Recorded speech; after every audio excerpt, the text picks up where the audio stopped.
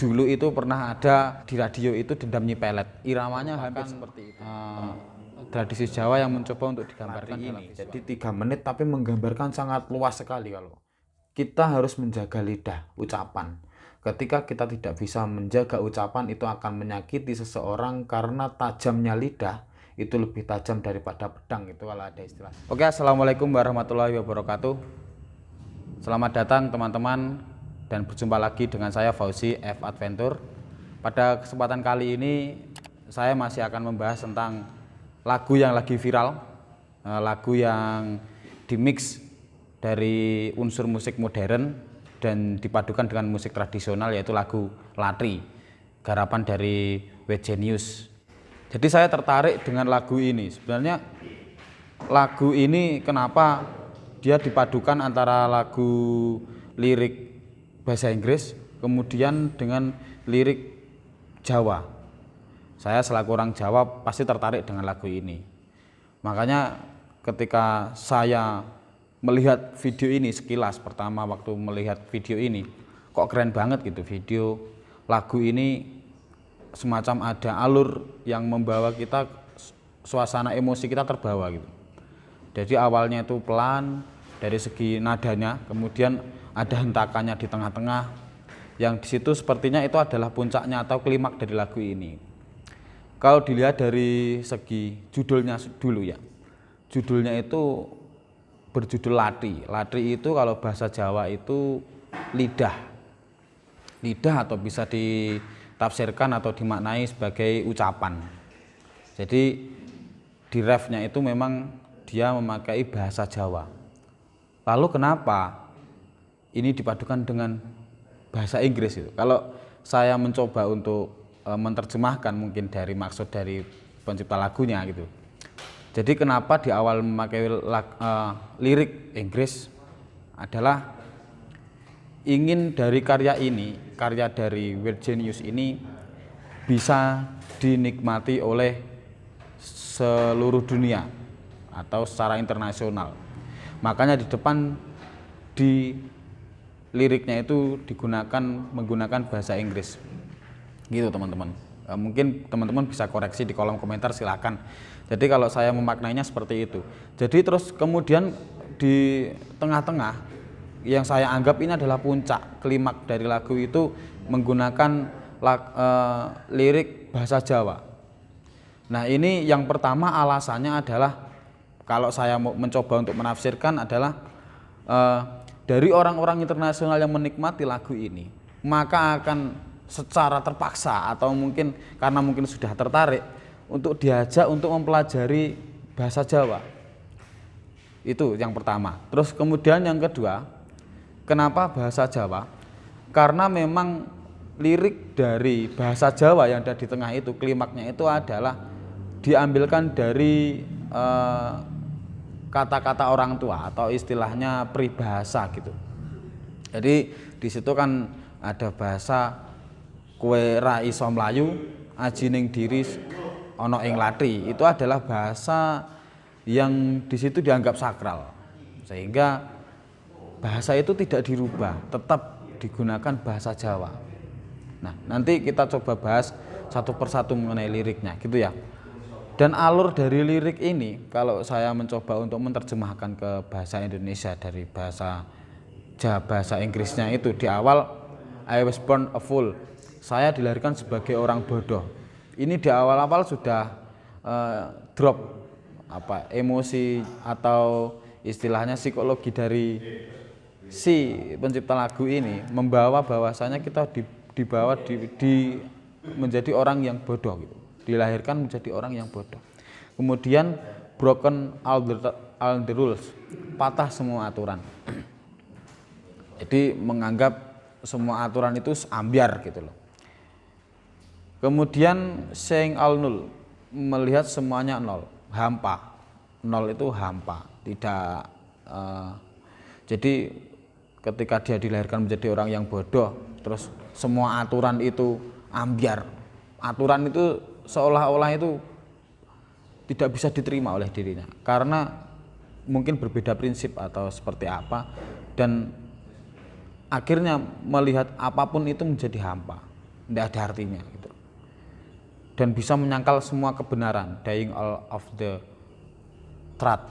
Itu dalam bahasa Inggrisnya, saya kurang bisa bahasa Inggris, kalau saya terjemahkan seperti itu. Jadi menyangkal semua kebenaran.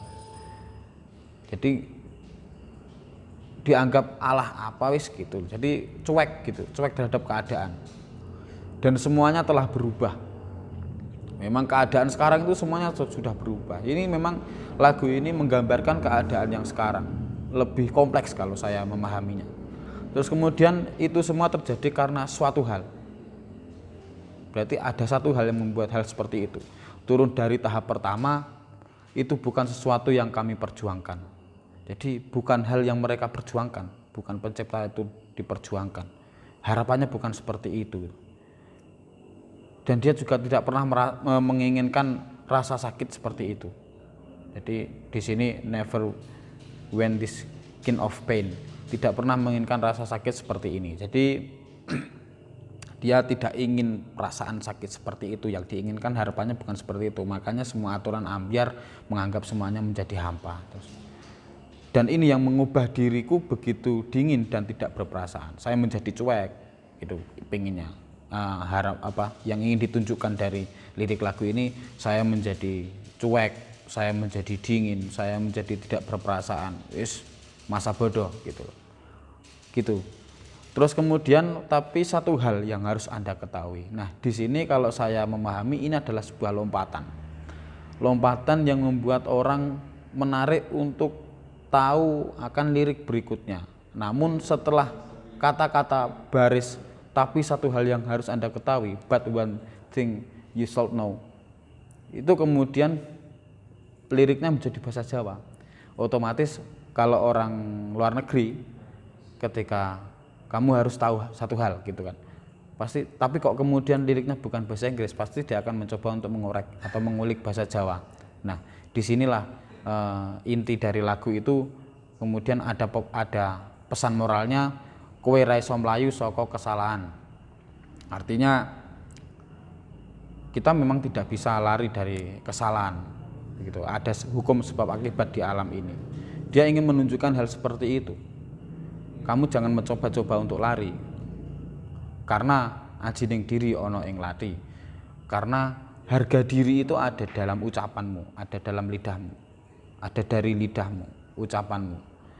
Jadi semua aturan yang dibuat kemudian dilanggar sendiri, semuanya menjadi hampa. Ini loh pesan moralnya ada di sini. Kamu tidak akan bisa lari, dan kamu harus tahu bahwasanya harga diri itu ada di ucapanmu, ada di lidahmu. Itu merupakan bahasa sakral. Kalau di Jawa, ajining diri ono ing lati itu sering diucapkan oleh orang-orang tua, atau bahkan untuk menjadi petuah atau untuk menasehati. Ini sakral, kata-kata ini sakral, makanya tidak dirubah kata-katanya. Mungkin seperti itu juga kalau saya memahami. Kemudian lirik berikutnya mendorong rasa sakit yang tak terhitung jumlahnya. Jadi rasa sakit itu sudah menumpuk dalam badannya, dan yang saya tahu bahwa cinta ini adalah berkah dan kutukan. Jadi dia hanya bisa memahami bahwa cinta itu ada dua makna. Dia bisa memahami bahwa cinta itu awalnya berkah, namun kemudian bisa menjadi sebuah kutukan ketika cinta itu membawa rasa sakit yang sangat banyak. Setelah rasa sakit yang sangat banyak itu menumpuk dalam dirinya, seperti yang digambarkan dalam videonya, nanti kita korek lagi tentang videonya dan juga nadanya ya. Semuanya telah berubah. Yang dari awalnya harusnya berkah itu menjadi sebuah kutukan. Itu semua terjadi karena suatu alasan. Jadi seperti yang sudah dijelaskan tadi, turun dari tahap pertama itu bukan sesuatu yang kami perjuangkan, bukan sesuatu hal yang diharapkan. Dia tidak mengharapkan hal itu gitu loh. Tidak pernah menginginkan rasa sakit seperti ini. Yang diharapkan kan cinta itu berkah, cinta itu damai, cinta itu menyenangkan.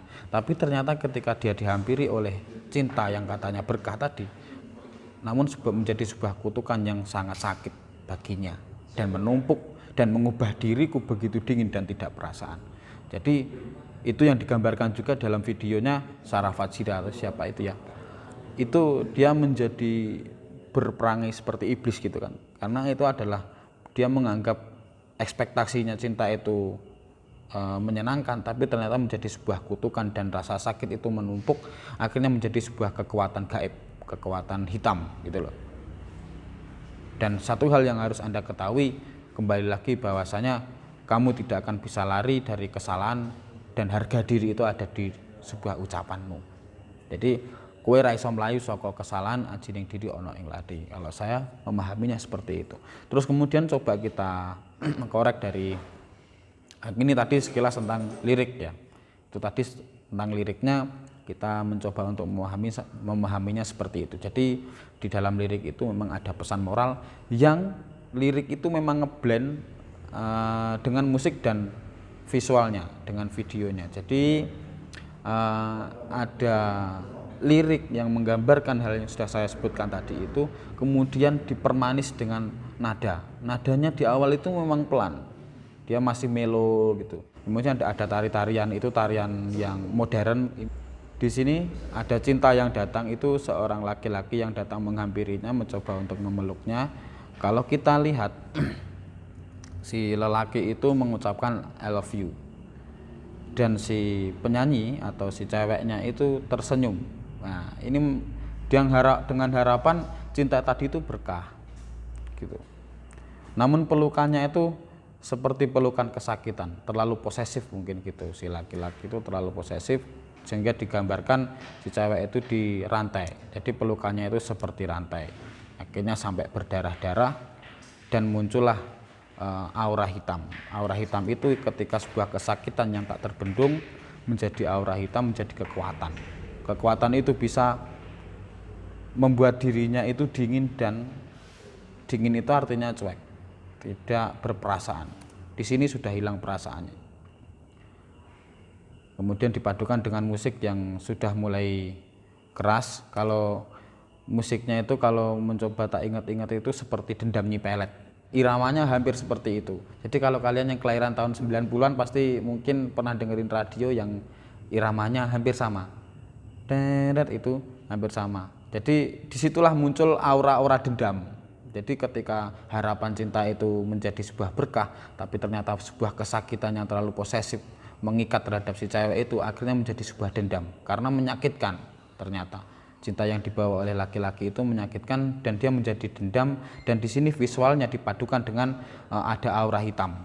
Ini kan sudah kembali kuat gitu loh, ceweknya kuat lagi. Terus kemudian di situ mendapatkan kekuatan-kekuatan petir. Kalau ada visualnya itu seperti petir gitu. Itu yang tadinya lemah, si cewek itu lemah, kemudian dapat kekuatan lagi. Yang di situ ada dramatisirnya, ada tarian Jawa itu adalah tarian peperangan. Kalau saya memahaminya ada tarian peperangan. Kemudian ada semburan api, itu menunjukkan ada amarah di dalamnya itu dalam cerita ini. Terus kemudian ada wayang, itu juga dipadukan dengan visual Jawa. Jadi di wayang itu ada tradisi Jawa yang ditujukan untuk menggambarkan sebuah cerita. Jadi ada wayang cowok yang masih melenggang-lenggang, namun akhirnya datang juga wayang cewek yang menendangnya, itu ceritanya. Dan ada visualnya si cewek itu menghancurkan cowoknya itu. Terus kemudian ada api-api, itu tadi tentang amarah. Lalu kemudian kalau di situ ada kuda lumping atau jaranan, itu memang di daerah saya adalah sebuah jaranan, itu tarian untuk menggambarkan sebuah cerita tentang perjuangan prajurit yang naik jaran gitu, yang naik kuda.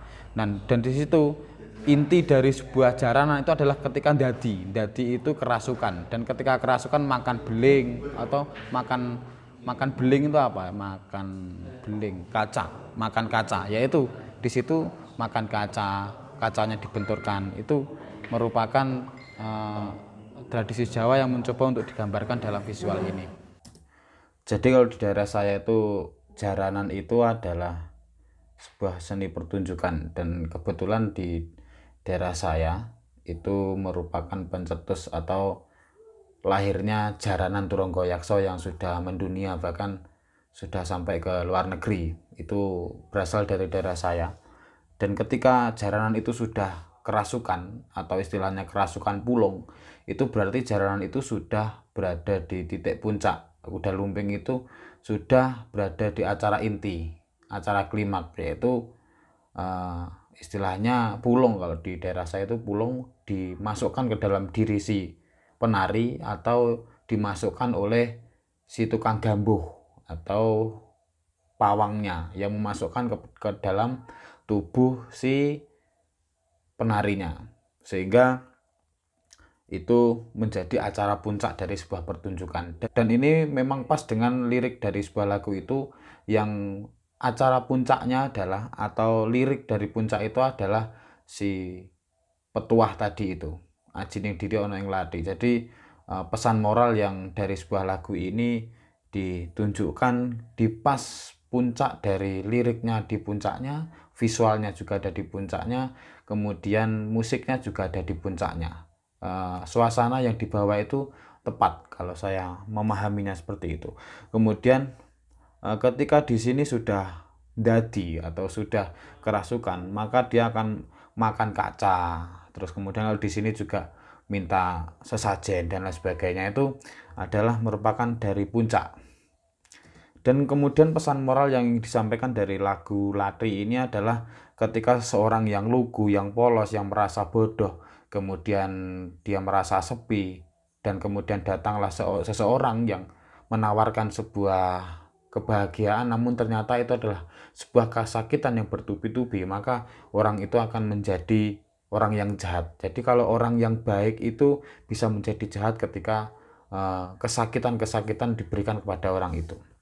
Karena orang yang memberikan kesakitan itu bisa melalui dari lati, dari lidahnya, lidah dari seseorang yang menghampiri si wanita ini dalam video musik ini, itu menawarkan kebaikan, menawarkan kebahagiaan, menawarkan berkah, namun ternyata yang didapat adalah sebuah kutukan, sehingga orang yang baik bisa menjadi jahat, atau istilahnya orang jahat itu timbul dari orang yang baik yang selalu disakiti.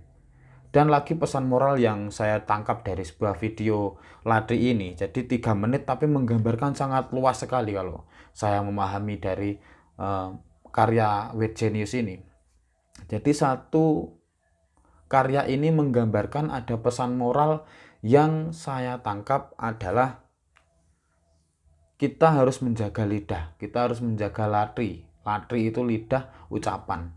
Ketika kita tidak bisa menjaga ucapan, itu akan menyakiti seseorang karena tajamnya lidah itu lebih tajam daripada pedang. Itu kalau ada istilah seperti itu betul.